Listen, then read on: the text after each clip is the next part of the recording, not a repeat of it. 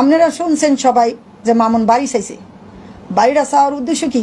মামুন এটা ওর একটা মামুনের কাছ থেকে যাতে সরে যায়, এই কারণে একটা প্লাস পয়েন্ট রাখছিল মামুনি। কেন কইছে, হ্যাঁ তুই আমার মা দেখতে পারস না, ভাই দেখতে পারস না, বাপ দেখতে পারস না, কাউরে দেখতে পারস না, খাবার দাওয়া দিতে চাস না, তোর বিয়া করলে হে পরদিন তো আমার বাপ মারে দেখতে পারবি না, তাহলে তুই আমার ঢাকা শহর একটা 10তলা বাড়ি কিনে দে, তাহলে ওই বাড়ির ভাড়া উড়ায় আমার বাপ মা খাইব, আর তোরা আমি কেতকুলির তলে লইলে আঁকু।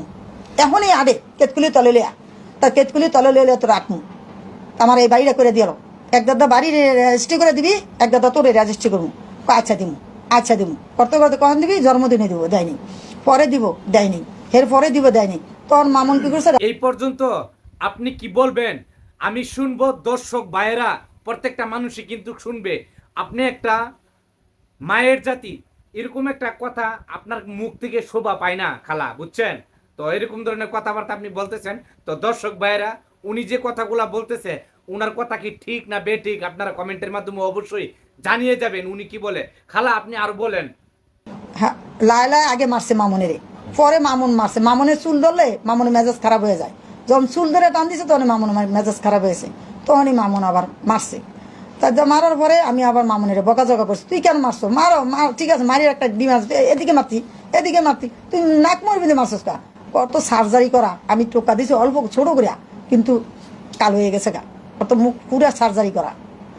এই জন্যে তা আমি কি ওখানে এটা খারাপ দেখা গেল না? অনেক বকাঝকা করছি। আবার মানুষ ডাইকিয়া সবাই নিয়ে আবার বসছে, মামনের কাছে 2 মাসের টাইম চাইছে, 2 মাসের মধ্যে তোমার বাড়ি কিনে দিব আমি সব কিছু।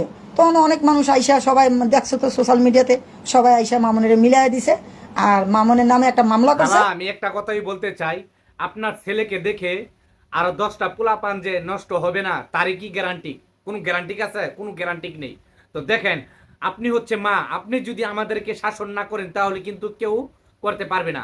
কারণ একটা কথা কি জানেন, মিজানুর রহমান আজাহারি উনি কিন্তু একটা কথাই বলছেন, বাপ বালু তার বেটা বালু, মা বলু তার জি, গাই বালু তার বাছুর বালু, দুধ বালু তার ঘি।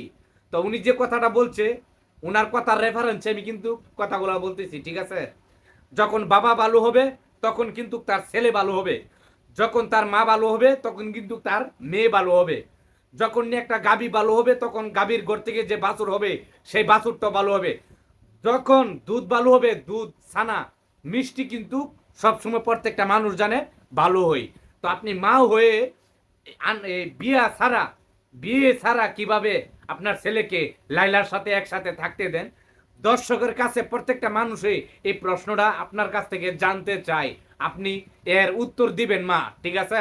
আপনি তো মা, আপনাকে তো অসম্মান করা যাবে না, এই জিনিসটাই আপনি মা, এই দর্শককে এটা একটু আপনি বলে যাবেন। তো আপনি আরো বলেন, আমরা শুনি আপনি কি বলবেন। আর ছেলে দর্শন করলো, মেয়ে কি রাজি ছিল না? আমি যদি কারোর সাথে রাজি না থাকি, আমার কি আরেকজনে নিতে পারবো? কখনো পারবো না। একটা মেয়ে সমান সমান অধিকার থাকতে হয়। আমিও রাজি আছি, একটা ছেলেও রাজি আছে, তখন এই জায়গায় মিলন হয়।